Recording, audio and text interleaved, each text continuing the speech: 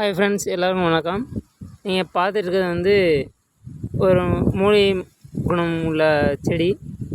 இந்த செடியை பார்த்திங்கன்னா எங்கள் ஏரியாவில் நாங்கள் இதை பொம்மை குழம்போம். இது மண்டையில் பார்த்திங்கன்னா ஒரு பொம்மை மாதிரி ஃபார்ம் ஆகும். பாருங்கள், இதில் வந்து ஒரு பொம்மை மாதிரி இருக்கும். இதோட மருத்துவ குணம்னு பார்த்திங்கன்னா இது வேர்லேருந்து இந்த எடுத்துட்டு இந்த இலை ஃபுல்லாக மூலிகை தான். எப்பேற்பட்ட வெட்டுக்காயத்தையும் ஆற்றக்கூடியது.